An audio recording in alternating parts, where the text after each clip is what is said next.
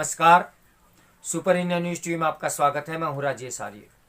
आइए देखते हैं आज का विशेष समाचार। जायज है मतांतरण पर चिंता।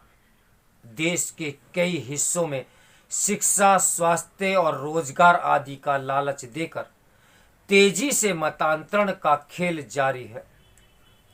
देश की अनुसूचित जाति और जनजातियों के लिए आरक्षण की व्यवस्था है, लेकिन इस्लाम या ईसाई पंथ में मतांतरित होने पर उनके लिए आरक्षण को लेकर बहस भी जारी है। इस पर केंद्र सरकार ने सुप्रीम कोर्ट में दो टूक जवाब दे दिया कि मुस्लिम और ईसाई पंथ में मतांतरित दलितों को आरक्षण का लाभ नहीं दिया जाना चाहिए।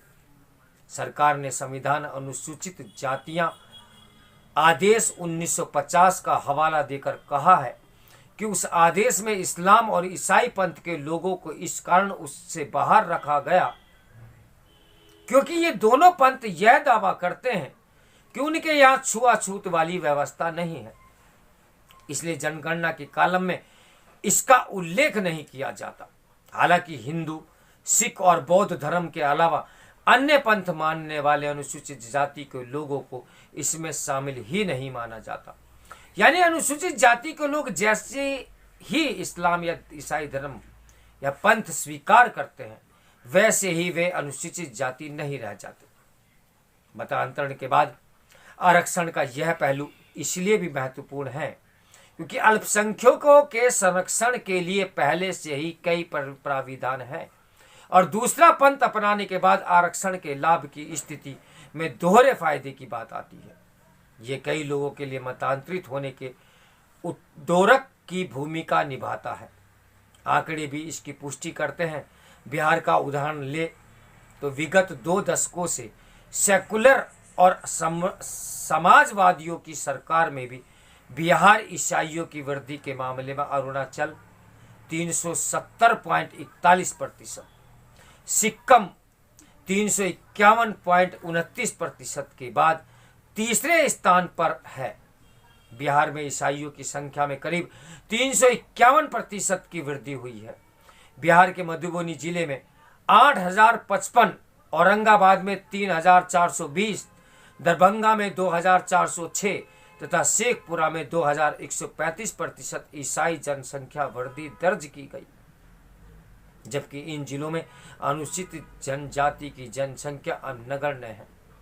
अतः ईसाई पंथ में मतांतरित होने वाले अनुसूचित जनजाति के नहीं, बल्कि अनुसूचित जाति या अन्य जाति के लोग हैं। बिहार की राजधानी पटना से सटे नौबतपुर में फादर जयप्रकाश मसीह ने स्वीकार किया कि शौचालय, कंबल और मच्छरदानी का लाभ देकर वे लोगों को ईसाई बना रहे हैं। इसका दूसरा पहलू पंजाब, हरियाणा, चंडीगढ़, दिल्ली और पांडुचेरी में देख सकते हैं, जहां आदिवासी है ही नहीं। वर्ष 1971 से 2011 के बीच राष्ट्रीय स्तर पर ईसाई जनसंख्या वृद्धि दर 95.59% थी, मगर इन 5 में से 4 राज्यों में देखें तो पंजाब में 114.68, चंडीगढ़ में 248.24, हरियाणा में 413.70 तथा दिल्ली में 234.15% ईसाई जनसंख्या वृद्धि रही है। संप्रति कुछ अपवादों को छोड़ दिया जाए तो अमूमन हिंदू समाज का कोई वर्ग मुसलमान नहीं बनता, परंतु जहां तक ईसाई पंथ का सवाल है तो देश में अनुसूचित जनजाति और अन्य वर्ग के लोग ईसाई पंथ में मतांतरित हो रहे हैं। इस लक्षित मतांतरण में कुछ वर्गों की चिंता स्वाभाविक दिखती है। मतांतरण के साथ ही कुछ समुदायों, विशेषकर मुस्लिमों की बढ़ती जनसंख्या को लेकर भी कुछ वर्ग चिंता जताते रहते हैं। मुस्लिम जनसंख्या में वृद्धि मुख्य रूप से बांग्लादेश से हो रही घुसपैठ, मुसलमानों में बहुविवाह प्रथा तथा अधिक संतानें पैदा करने से हो रही हैं। इस चिंता के पीछे अतीत के घाव भी जिम्मेदार हैं, यानी अंग्रेजों यानी ईसाइयों ने भारत पर अत्याचार किया, भारतीय अर्थव्यवस्था को बर्बाद किया। इस्लामिक मुगल शासकों ने भारत के सनातन पूजा स्थलों को ध्वस्त किया तथा बलात् मतांतरण कराया। इस्लाम ने तो 1947 में भारत का विभाजन तक करा दिया। स्वतंत्र भारत में इन दो पंथों के विरुद्ध हिंदुओं सिखों में स्वतः स्फूर्त आक्रोश था। अतः संविधान निर्माताओं ने संविधान के अनुच्छेद 25 का समावेश करते हुए अंतःकरण की और धर्म के अबोध रूप में मानने, आचरण और प्रचार करने की स्वतंत्रता तथा अनुच्छेद 26 में धार्मिक कार्यों के प्रबंध की स्वतंत्रता का प्राविधान किया। हालांकि संविधान निर्माताओं का यह डर गलत साबित हुआ। हिंदुओं और सिखों ने मुसलमान और ईसाई का मतांतरण नहीं कराया। अलबत्ता मुसलमान और ईसाई जिस प्रकार पहले मतांतरण करवाते थे वैसे ही आज भी करवा रहे हैं।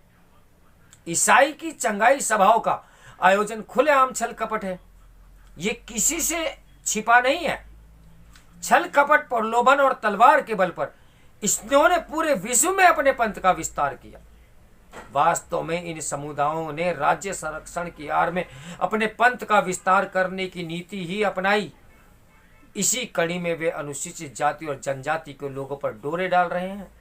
चूंकि अनुसूचित जाति की जनगणना में मुसलमान और ईसाई का कोई कॉलम ही नहीं होता, तो वे अपना बचाव करते हैं कि हम उनका मतांतरण नहीं करवाते हैं, जबकि शिक्षा, स्वास्थ्य और रोजगार आदि का लालच देकर तेजी से मतांतरण का खेल जारी है।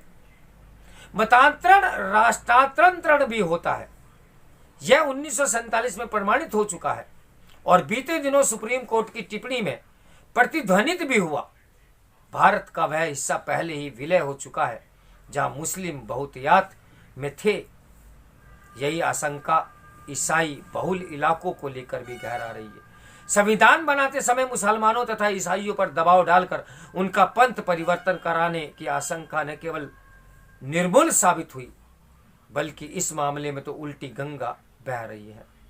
समय की मांग है कि संवैधानिक व्यवस्था से स्पष्ट किया जाए कि सभी को अपना पंथ मानने की स्वतंत्रता तो रहेगी, परंतु किसी भी व्यक्ति को अब इस्लाम और ईसाई पंथ में मतांतरित होने पर उसकी नागरिकता समाप्त कर दी जाएगी। तभी कुछ बात बनेगी। ये मेरा चिंतनीय लेख है, तो मेरे साथ बने रहिए सुपर इंडिया न्यूज टीवी की ब्रेकिंग न्यूज के लिए। नमस्कार, मैं हूं राजेश आर्य।